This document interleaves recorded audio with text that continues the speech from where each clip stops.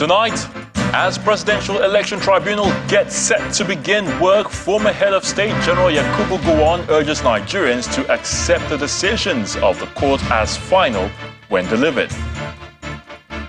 Archbishop Emeritus of Abuja Catholic Diocese, His Eminence John Cardinal Onoyekon, calls for a review of the electoral process to allow conclusion of election petitions before winners are sworn in. President-elect Bola Tinubu commissions another iconic project in Port Harcourt, the River State capital, where he reiterates that Nigeria's unity is non-negotiable. On business news tonight, Nigeria's equities market records first positive performance this week as NGX Group announces lower than expected revenue in the first quarter of 2023. In the world of sports, Super Eagles forward Victor Osimhen leads Napoli to their first Serie A title since 1990 after a 1-0 draw at Udinese. From Abuja, the nation's capital, troops of the Nigerian army rescued 2 more Chibok girls who escaped from the Sambisa forest.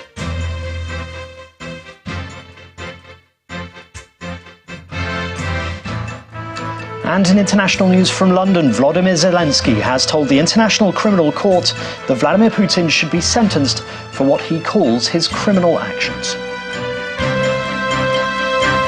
The countdown to handover date, May 29th, is on course, and elected officials are patiently waiting for that day to get on with the business of governance. Yet, with election petition tribunal slated to start next week Monday, a former head of state, General Yakubu Gowon, is urging Nigerians to accept the decisions of the court as final when delivered.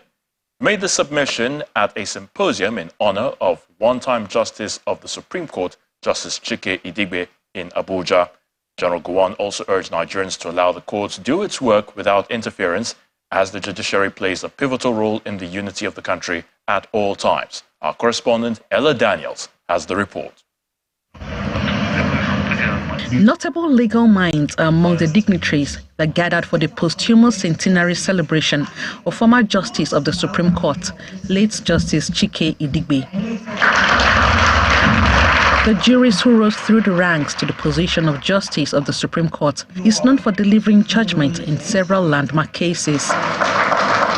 Speakers at the event applaud his fearless advocacy for justice and the rule of law. Words that we are celebrating today are contained in the decisions of Justice Idigbe. They have the power of creation, power of elevation, encouragement, admonition, teaching, and guidance of greater humanity.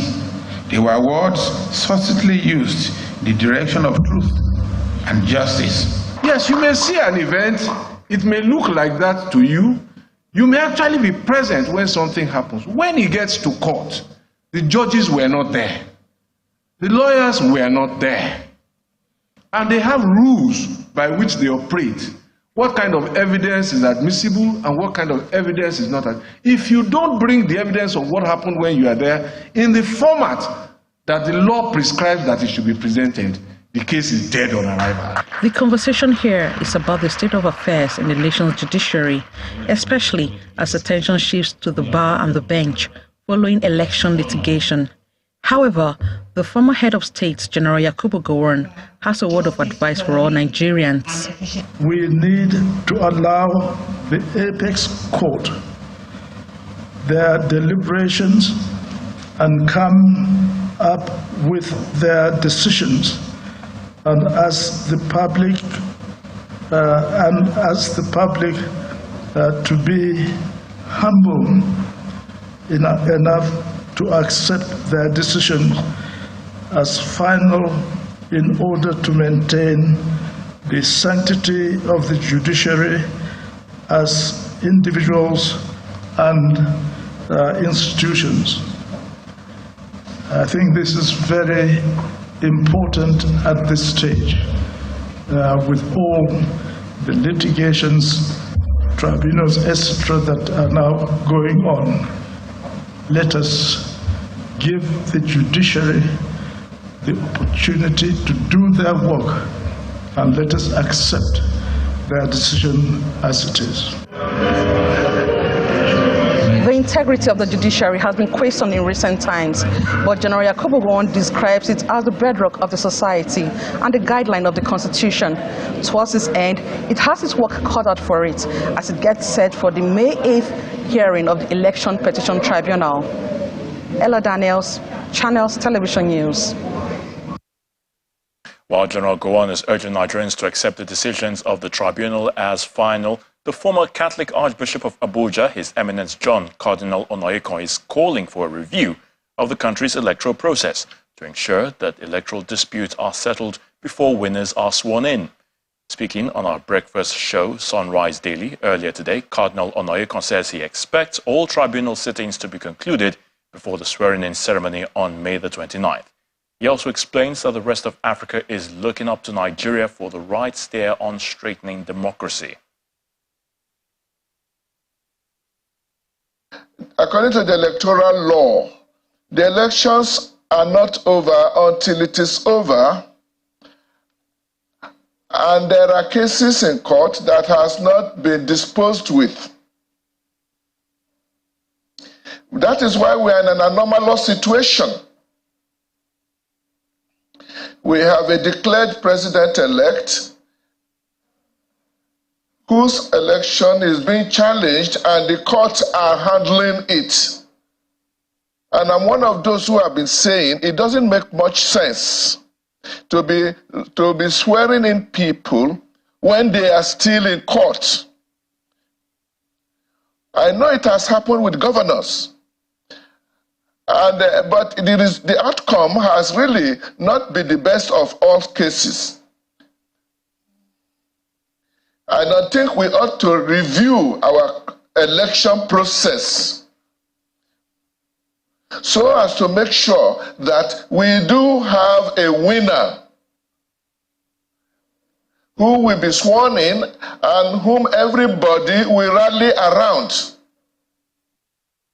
We had hoped that technology will help us. But we are also seeing now that technology is in the hands of human beings. We can do better than we are doing. Why is our country not moving forward? Because we have not been doing things well. So we must not settle for just managing. The rest of Africa is looking up to us and they are disappointed in us. Meanwhile, in a swift reaction to Cardinal Onayekon's statement, the Minister of State for Labour and Employment, Mr. Festus Keyamo, says the President-elect Senator Bola Tinubu will be sworn into office to avoid a vacuum in the government. Mr. Keyamo's position is contained in a statement posted on his Twitter handle, where he said the Archbishop was going against Senator Tinubu because he was not his preferred candidate during the elections. The statement reads in part, "All issues raised against the victory of Tinubu in court now, whether it is 25% votes in FCT or the fake drug issue, etc., are not different from issues raised against previous presidents-elect because basically the complaints have always been that the declared victor did not win the election fair and square or was not qualified to contest the election. No disqualifying issue against a candidate can be greater than other disqualifying issues since a single issue can decide a case against a president-elect. So, why all the fuss now? It has always been our electoral template since 1999 for the declared winners to be sworn into office in order to avoid a vacuum and not to foist an unconstitutional contraption on the system whilst the cases are in court." The minister said Cardinal Onayekon should consider stepping back from the deep and murky waters of politics and desist from descending into the arena of political conflicts. Over now to Rivers State, where the President-elect Bola Tinubu has reiterated that the country's unity is non-negotiable. Senator Tinubu was speaking during the commissioning of a magistrate court in Port Harcourt, the state capital, built by Governor Nyesom Wike. The President-elect and the Governor are of the consensus that infrastructure development in Nigeria can only be sustained when citizens and those in authority take maintenance culture more seriously.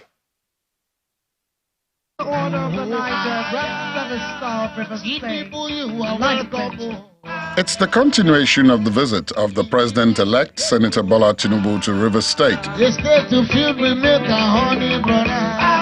And his task today is to commission the state-of-the-art magistrate court complex.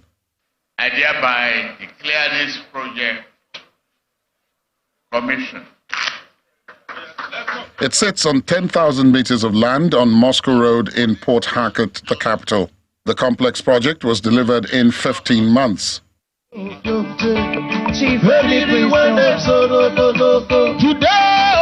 Present at the event are governors, former governors, ministers, the Speaker of the House of Representatives, Femi Gbajabiamila, and other prominent citizens.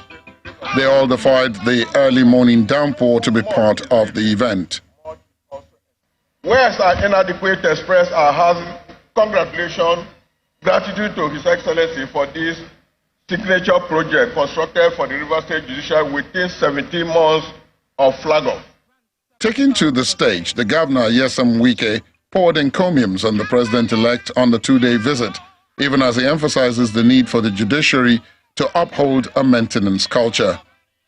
Your Excellency, Mr. President-elect, let me again say on behalf of the government and people of River State, thank you once more of coming to honor us and fulfilling the promise you made to the people of the state when you came for our campaigns.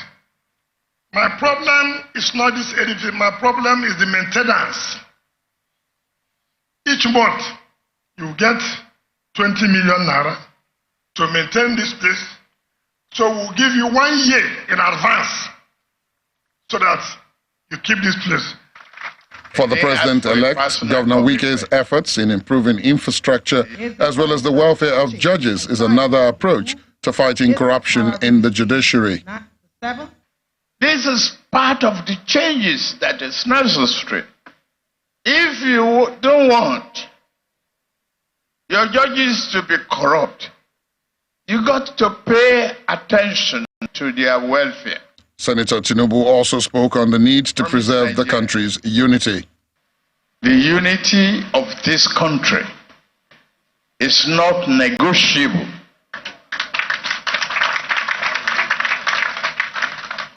That's what is Wike and I are promoting jointly.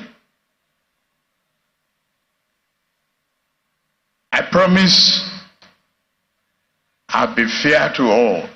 The magistrate complex, comprising 24 well-furnished courtrooms and holding cells in 4 units of 2-story buildings, is named after a former Chief Judge of River State, Iche Undu, while the individual blocks are named after judicial officers who rose from the magistracy, including the wife of the governor, Suzette Eberechi Nyesom Wike. In part 2, after the break, Lagos High Court admits handwritten statements made by Chidinma Ojukwu, the key suspect in the murder of the Chief Executive Officer of Super TV, Usifo Ataga. To join us again. Welcome back. If you just joined us, you're watching the news at 10 live on Channels Television Lagos. A reminder of our main stories. As Presidential Election Tribunal gets set to begin work, former Head of State General Yakubu Gowon urges Nigerians to accept the decisions of the court as final when delivered. Archbishop Emeritus of Abuja Catholic Diocese, His Eminence John Cardinal Onayekon, calls for a review of the electoral process to allow conclusion of election petitions before winners are sworn in. President-elect Bola Tinubu commissions another iconic project in Port Harcourt, the River State capital, where he reiterates that Nigeria's unity is non-negotiable. And United States denies Russian claims it masterminded an alleged drone attack on the Kremlin aimed at assassinating President Vladimir Putin.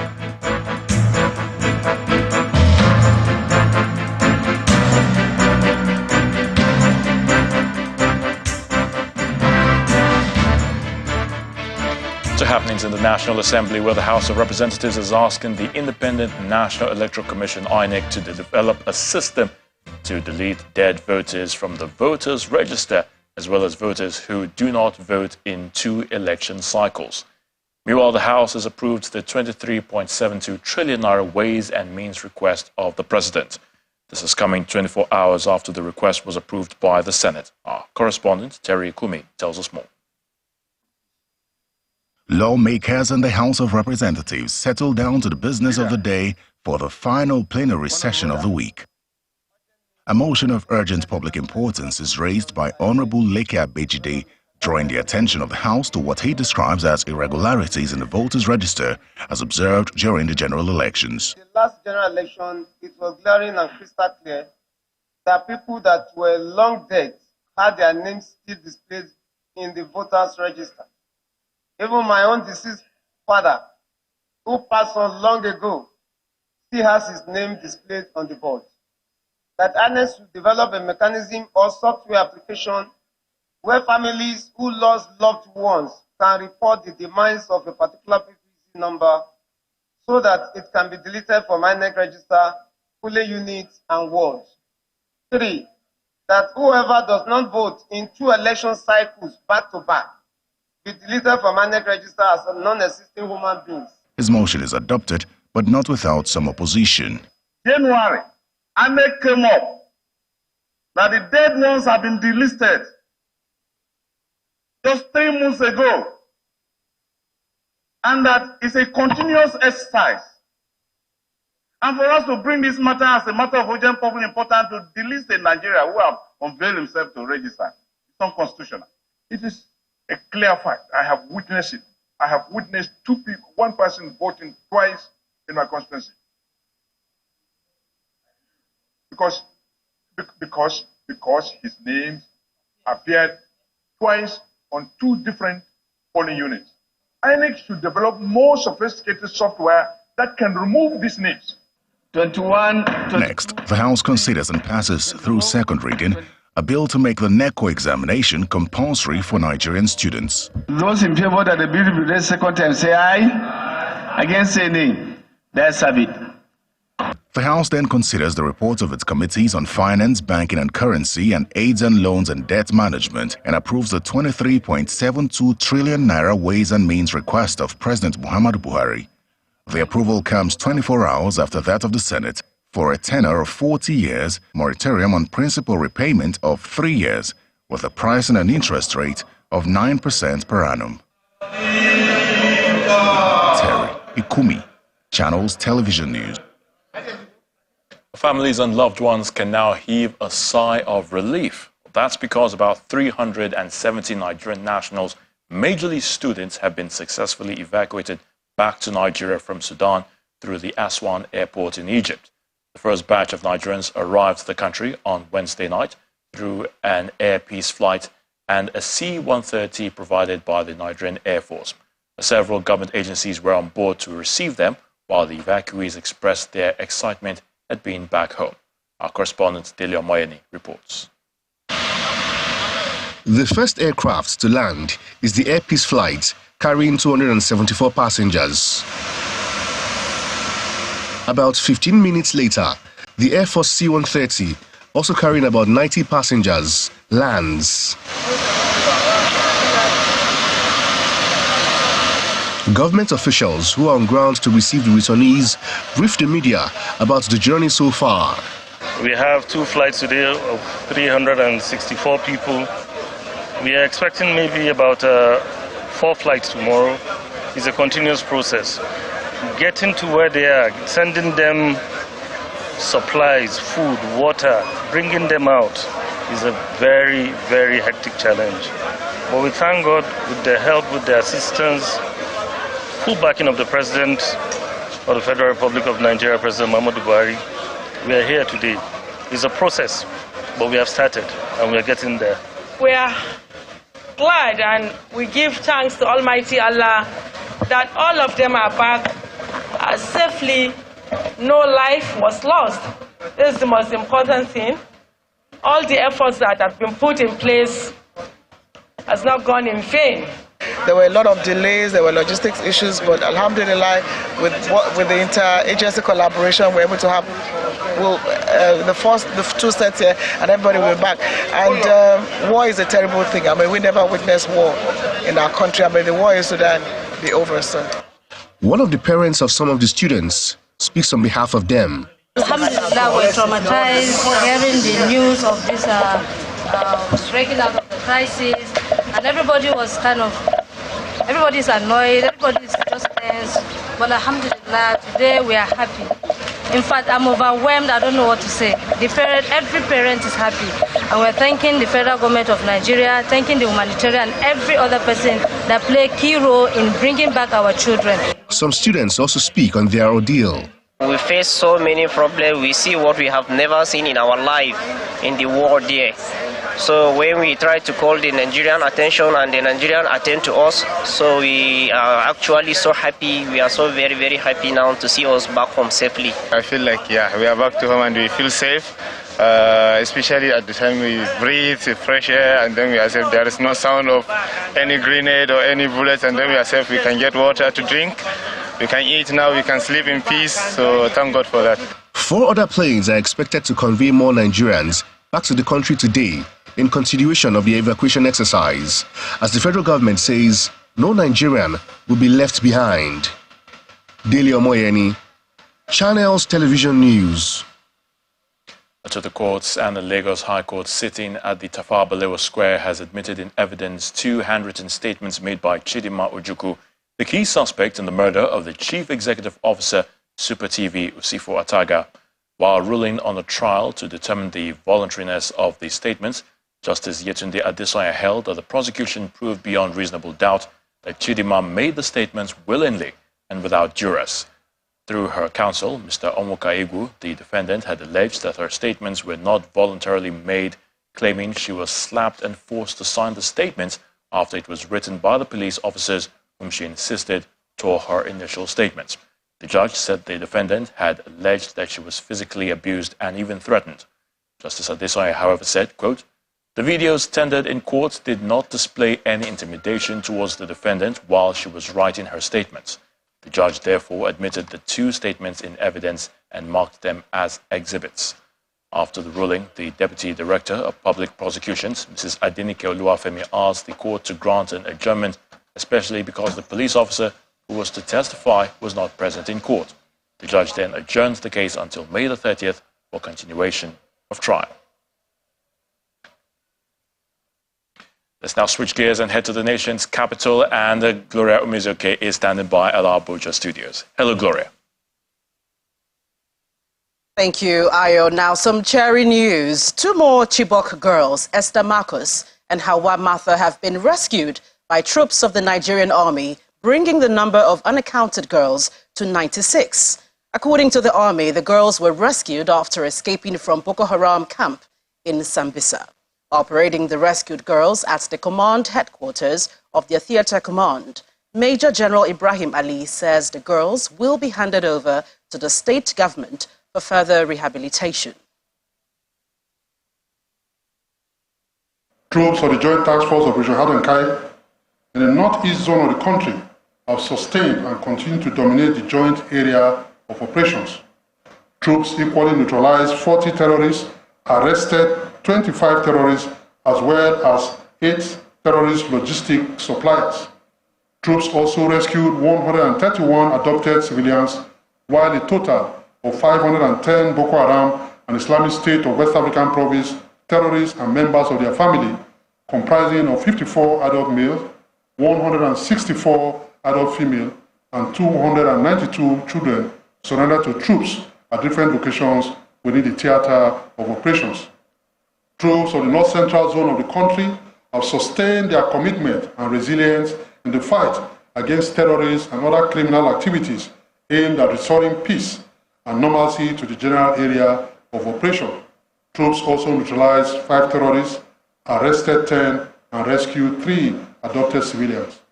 The land and air component of Operation Harden Daji in the northwest zone of the country have sustained offensive operation on terrorist enclaves, camps, and hideouts within the zone.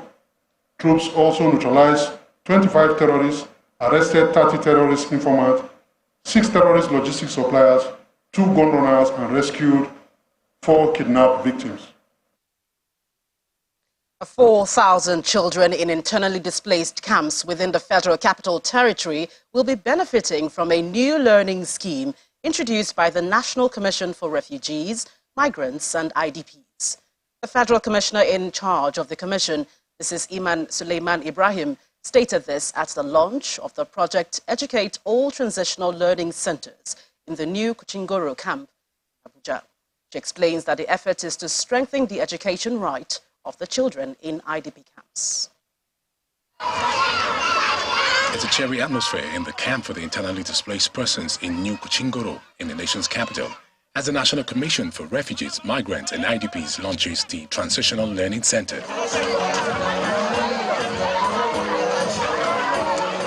The idea of the center is to provide education for children in IDP camps, whose education have been disrupted because of the insurgency in Nigeria's northeast. Most children living in conflict-affected contexts are often left behind. We must not forget that education is a fundamental human right. The right to quality education should not stop because of conflict or displacement. This is particularly important because education is a core component of achieving durable solutions for persons of concerns in the Federal Republic of Nigeria, and this is in line with global practice. Children must be able to go to school, learn in a safe environment, and be given the chance to develop to their full potential, whether they live in the IDP camp, a makeshift settlement, a town, a host community, or they are still on the move. However, learning will take place in structures like this, and the concept is that these structures will get a facelift as funds are made available. The National Commission for Refugees, Migrants and Internally Displaced Persons is committed to promoting sexual and reproductive health and HIV prevention of children in displacements. As part of our efforts to achieve this, we are pleased to announce that 4,000 learners between the ages of 5 to 18 will benefit from this phase of the program in 8 IDP camps located in FCT and Nasarawa states. These camps include the New Kuchikoro, which is this one, Takuchara, Kermajiji, Wasa, Waru, New Karshi, the Malaysian Garden Camp, and Yimitutu, with 700 pupils already enrolled. It will mark a significant day in the history of our children, since most of the children here, the teachers in this school, as you can see, are not being paid. So bringing it to this school, bringing this program to this school is a welcome idea, and we appreciate it from the depth of our heart. The Commission is hoping that the centers, which are targeting 4,000 children across the 8 IDP camps in the nation's capital, will accelerate the learning of the children. Ahead of the May 29 inauguration of the president-elect and state governors-elect, the Arewa Youth Assembly is accusing the president of the Nigeria Labour Congress, Mr. Joe Ajero, of allegedly plotting to scuttle the swearing-in of the president-elect, Senator Bola Tinubu. The group, at a news conference in Kaduna State, accused the NLC president of working with the proscribed indigenous people of Biafra, IPOB, to intimidate the judiciary and actualize the presidential bid of the Labour Party presidential candidate, Mr. Peter Obi. The group's spokesperson, Mr. Ali Mohammed, who addressed the news conference, faults Mr. Ajero for allegedly using the Nigeria Labour Congress as a platform to achieve his agenda. Apart from threatening the judges handling the election petition tribunal, Ajero has gone ahead to sabotage institutions of state in the name of strikes. Ajero showed his ethnic card by inviting Mr. Peter Obi to the last May Day celebration in Abuja without extending same to the leadership of other political parties, and even the President of the Federal Republic of Nigeria. The invasion of Lagos and Imo airports by IPOB fundamentalists, masquerading as Nigerian Labour Congress, is only but the beginning of what Ajero is hatching to stop Tinubu from taking oath of office on May 29.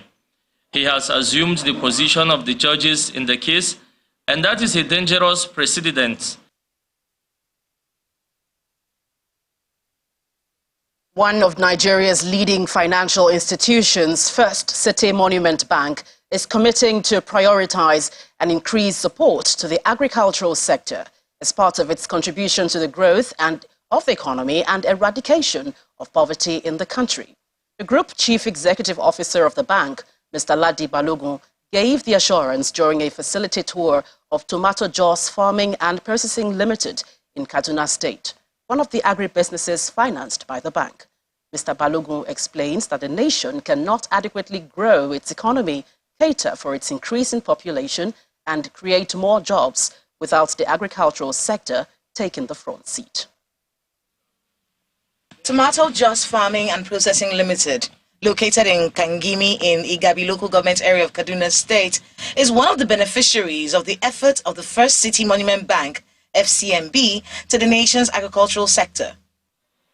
In 2019, FCMB financed the construction of the company through the Central Bank of Nigeria's Real Sector Support Facility Intervention Fund to procure plants and machinery for the factory. 2 years after it commenced operations, the Group Chief Executive Officer of the bank is on a tour of the facility in the company of the Managing Director of Tomato Juice.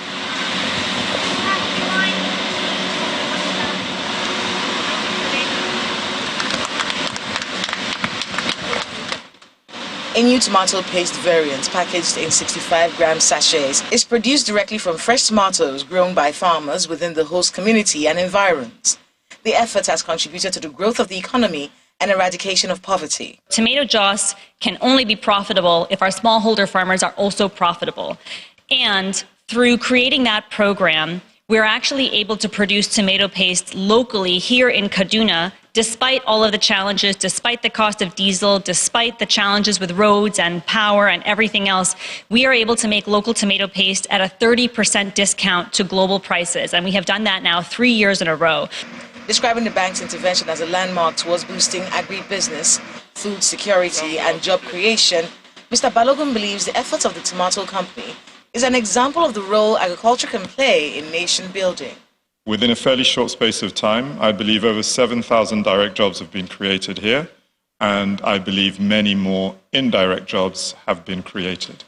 Those that ultimately have been able to benefit from this economically, I am sure will go on to consume other goods and services in the community and therefore create a multiplier effect. The tour affords the management of the bank the opportunity of meeting with the local farmers who are also benefiting from the bank's agricultural intervention. The management of the bank is promising to continue to prioritize agriculture and small businesses in line with the Sustainable Development Goals and poverty alleviation in the country.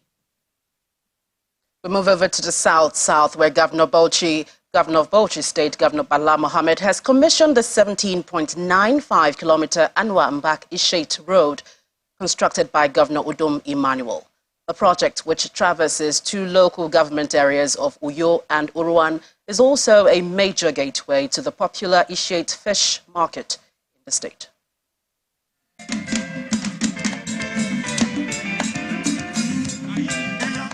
In the last, residents of Akwa Ibom State have witnessed the commissioning of several projects initiated and completed by the Governor Udom Emmanuel administration in the state.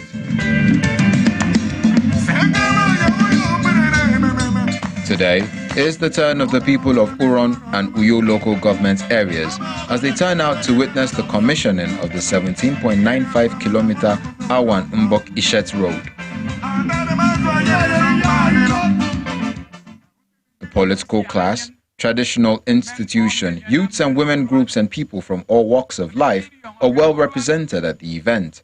The Commissioner for Works and Fire Service, Professor Eno Ibanga, gives more of the project. This road, by specification, has 150mm laterite sub-base, 150mm crushed stone base, and 50mm asphalt wearing course. Governor Udom Emmanuel thanks the people for their support over the last 8 years and expresses satisfaction that his tenure has been eventful. He solicits the people's support to his successor to ensure continued development in the state. What the governor, you've elected the governor to do, is to put things on ground, use his connection, use everything he has to make sure he improves on the economic well-being of the people. In that case, he would have touched the lives of 7.9 million people at the same time. And that's what we are doing. I just want to celebrate quantum leap in development. And we really appreciate you all. The special guest of honor and governor of Bauchi State, Senator Bala Mohammed, speaks glowingly on the performance of Governor Udom Emmanuel and urges other political leaders in the country to emulate his people-oriented style of leadership. Because of what you have done and what you have delivered, you have put your name in the forefront. And Nigeria has not finished with you, even if you think you have finished with Nigeria. You have now gone beyond Akwa Ibom. You are a leader in your own right, with your humility and intellect, with your senses of judgment that cannot be faulted, and your friendship, and the bridges you are building across Nigeria. More projects are expected to be commissioned before Governor Emmanuel's exit on May 29. Governor of Akwa Ibom State, and commissioned by my humble self on this day, the 1st of May. Nation's capital, it's back to you, Ayo. Many thanks, Gloria. To health matters now, and those watching the numbers say the burden of Parkinson's disease worldwide is expected to double by the year 2040. With that in mind, the Adewumi Desalu Parkinson's Foundation has held its maiden symposium to seek stakeholders' cooperation on what would have been the man's 80th birthday. Our correspondent, Mary Alali Yusuf, reports. In this hall is a mix of people living with Parkinson's, caregivers, doctors and well-wishers. The meeting begins with a description of the man for whom the Adewumi Desalu Parkinson's Foundation, ADPF, was formed after his valiant fight with the disease. His work was part of what was in the first Skylab that went into space. He was diagnosed with Parkinson's disease by a neurologist in July 2014. He had an altered gait, as in this way, muffled speech, and started shuffling his feet. He had balance issues and became prone to falls. The first speaker, who addresses the audience virtually, identifies some substances, one which has been banned, that bring on the disease. We're active in advocating against paraquat, various chemicals, trichloroethylene, and chlorpyrifos. And in the last 3 years, more than 20 countries have banned paraquat, but in the US, the EPA is still reviewing it. These chemicals are known to cause Parkinson's disease. We know that they do. It's not a question. We know that they do. The main speaker at the event gives an idea of how prevalent Parkinson's is in Nigeria and some of its features. As of 2016, the observed prevalence of Parkinson's disease was between 7 over 100,000 to, that is in Ethiopia, to 67 per 100,000 in Nigeria. I give you an example, like patient with arrhythmias, hypertension, today, hypertension tomorrow, today bradycardia, meaning low pulse rate, and then you have fluctuating, vital signs. Now, patient can actually have, like I said, increased sweating, and then that can actually lead to severe dehydration in some cases. On the real test, do you think you could pick that up for me?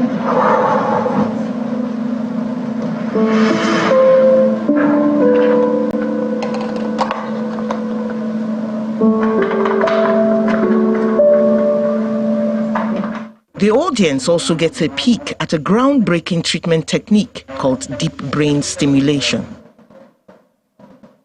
Okay. Right?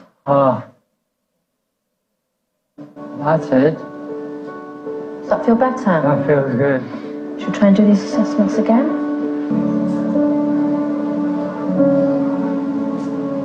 Well done. Which, when applied, lends improvement of function to the patient. Thereafter, a panel of discussants examines challenges and possible solutions. There is that great challenge of attitude to religion, attitude to medication, attitude to taking your drug as at when necessary. Some people will still ask me, why are you shaking? I've told you I have Parkinson's. You're still asking me why am I shaking? I look at what this foundation has done. I look at their model, and I'm asking myself, this can be replicated, not just across Nigeria, but across Africa. Absolutely. Completely. It just boils down to a case of looking at the business model and making sure that it is sustainable. So it is on this that I would say to ADPF, let's have a conversation. Absolutely.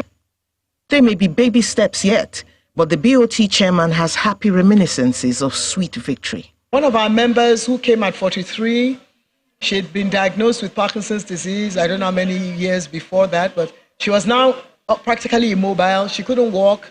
Her children brought her in, practically carrying her.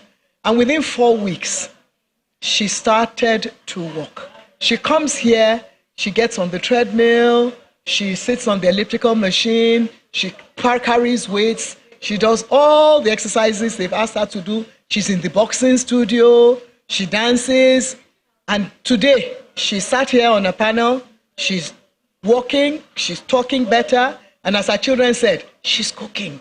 Adewumi Desalu was a famous engineer and mathematician with 2 patents who never gave up his fight against the disease for the 10 years it plagued him. The symposium comes to an end with stress laid on the need for earlier diagnosis, more awareness, and with promises of collaboration between the different attending parties. Mary Alale Yusuf, Channels Television News. Foremost financial institution, the Stanbic IBTC, has launched its Blue Blossom Community, a platform designed to provide Nigerian women with access to financial and non-financial services. At the conference held in Lagos, panelists, guests and attendees, particularly women, talked on various topics such as savings, investments, capacity building, amongst others.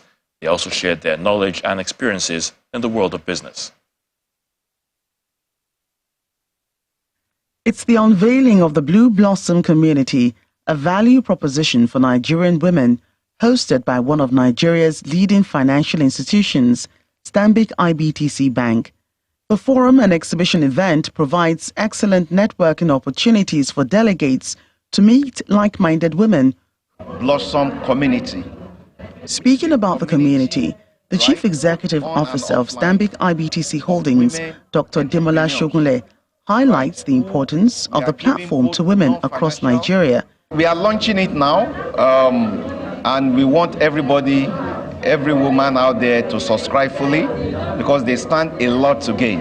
You know, Stanbic IBTC is coming with this Blue Blossom Community, and everything that we've done is to the benefit of our female customers, family members, their dependents, and the rest of it. Keynote speaker at the launch and chairman of Stanbic IBTC Bank, Mrs. Shola David Boher, provides tips women can use to run their businesses successfully. The first is go to the right place for advice.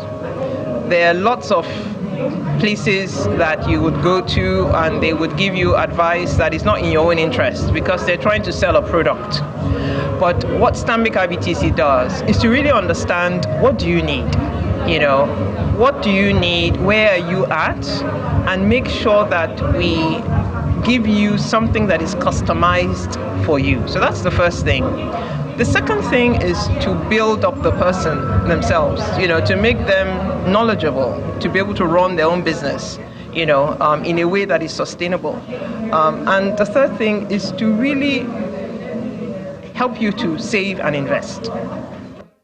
On her part, the head of enterprise banking, Jumoke Bello, lists the benefits of belonging to the Blue Blossom community.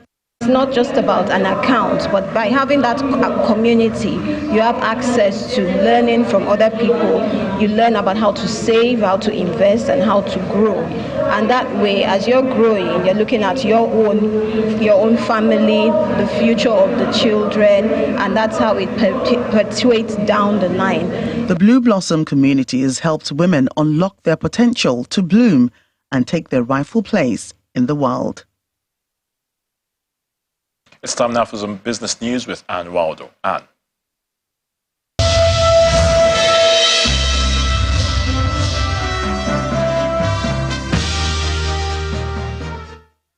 Thank you, Ayatunde. Hello and welcome to Business News. The European Central Bank, the ECB, has raised interest rates by 25 basis points to 3.25% as it signals further tightening to fight inflation. This move is coming just one day after the U.S. Federal Reserve raised its benchmark rate by 0.25%. The slowdown in the pace of monetary policy tightening is coming just days after demand for loans recorded its biggest drop. Meanwhile, the ECB President, Christine Lagarde, warns of more pain to come as the bank expects to continue to raise the rates by 25 basis points in the month of June. And so far, the Eurobloc central bank has lifted borrowing costs by a combined 375 basis points since July last year. Some company news now. The Nigerian Exchange Group has announced its unaudited results for the first quarter of this year. It has recorded a decline of 14.2% in gross earnings. According to the group statement, the decline in revenue to 1.6 billion naira in the first quarter of this year from about 1.8 billion naira in the corresponding period last year was driven by the naira scarcity and the social-political uncertainty. Meanwhile, profit for the period stood at 310 million naira, an increase of 109%.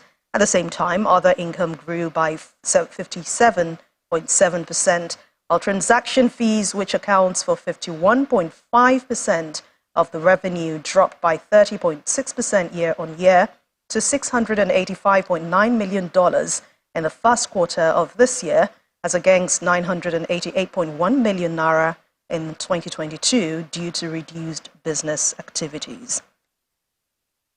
And talking about business activities, let's head to the domestic equities market, which recorded its first positive close today on the back of investors' interest in MTN Nigeria and Lafarge. Will Ibong has the details.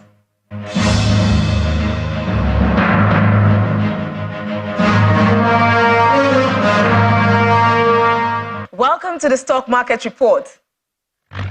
Finally, some piece of good news today, and quite ironical though, that's coming after the US first rate hike yesterday. Nigeria's NGX moved into positive territory, the first green close this week. MTN Nigeria, Lafarge and Access Holdings acted as catalysts today, driving the all-share index up 0.16%. There were other contributors to today's positive performance. We saw GTCO from the banking sector, and Adova from the oil and gas space, and obviously this index is closed in the green today, apart from the consumer goods index, which was dragged down today by PZ Cussons, and this despite the gains in Honeywell flour and international breweries. Now let's look at the activity chart now. We see increased volume and value today, and this is no thanks to sell-offs in Transcore. Also, lower number of deals when compared to yesterday. There are always winners in the market. Mutual benefits, Sharon's is top on the leaderboard today. We also see CWG. CWG had their facts behind the figures on Wednesday at the NGX, and it seems they were able to impress investors. Okay, final trading day tomorrow, and it's not looking like the NGX can escape a red week. And that's the stock market report. I'm Will Ibong. It's back to you, Anne. And that's business news for tonight. Thank you for watching. I'm Anne Mwawado. The rest of the news at 10 continues now with Ayatunde. Thank you, Anne. The United States has denied Russia's claims of masterminding the alleged drone attack at the Kremlin with an intent of assassinating President Vladimir Putin. U.S. National Security spokesman John Kirby says that Washington had no role in that attack and did not know exactly what happened there. Here's Simon Puzzi on other international stories in Around the World in 5. Good evening and welcome to the channel's studios here in London with your international news around the world in 5.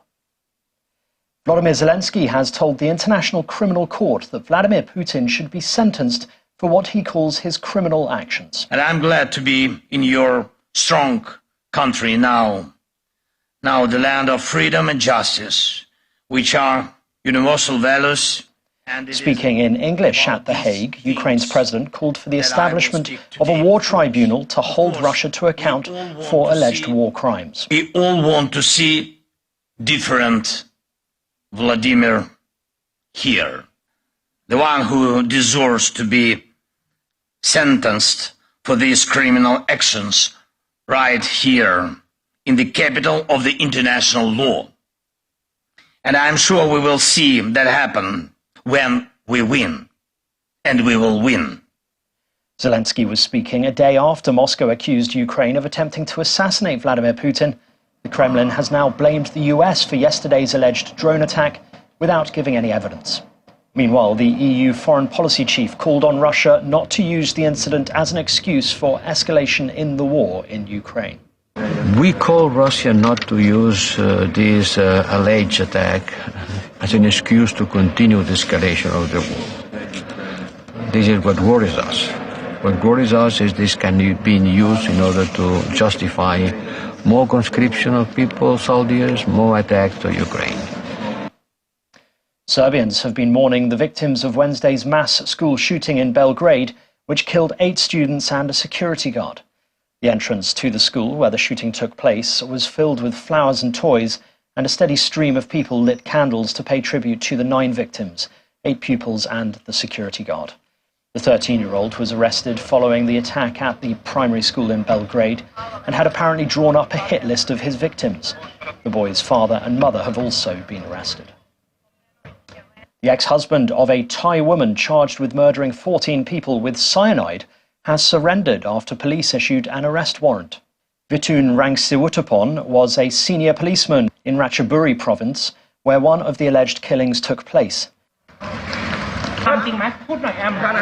His ex-wife, Sarah Rangsiwutapon, was arrested in Bangkok last week in a suspected serial killer case that has gripped the country.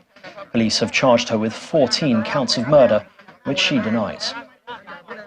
Civilian drills have taken place in Taiwan, focused on scenarios of an attack or invasion on the country.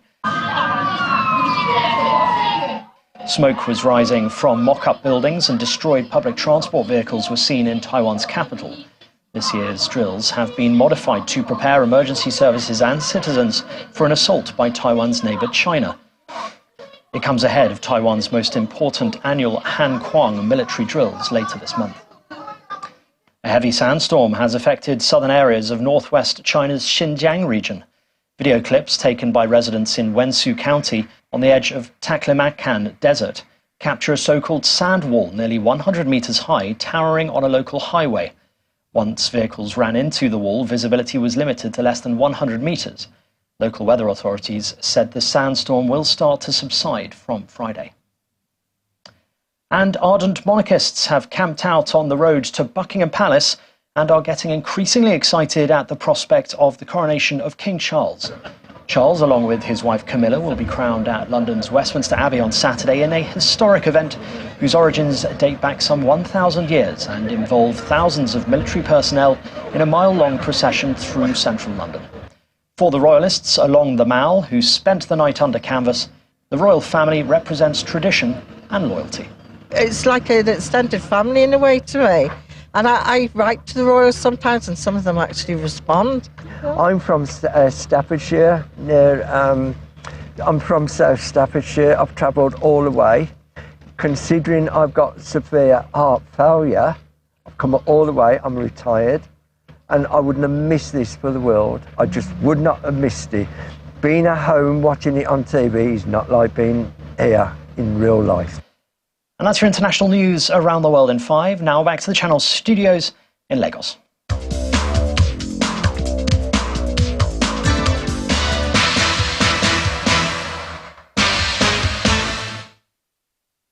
And thanks, Simon. In the world of sports, Napoli are champions after winning their first Serie A title in 33 years with a 1-1 draw against Udinese at the Sea Arena to spark jubilant celebrations back in Naples. Super Eagles forward Victor Osimhen smashed in a 52nd minute equalizer after Sandy Lovric had given Udinese a shock lead. But Napoli held on to the point they needed to win their third Serie A title with 5 games to spare.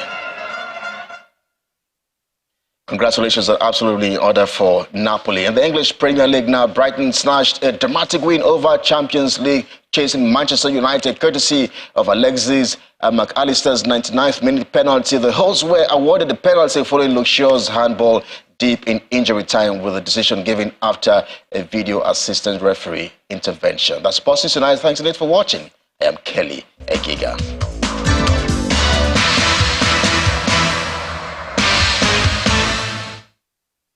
Many thanks, Kelly. And the main news again. Former head of state General Yakubu Gowon today urged Nigerians to accept the decisions of the Presidential Election Petition Tribunal as final when it is finally delivered. That's the news at 10 tonight. Thank you so much for watching. I'm Ayo Tunde Balogun. Do have a good night.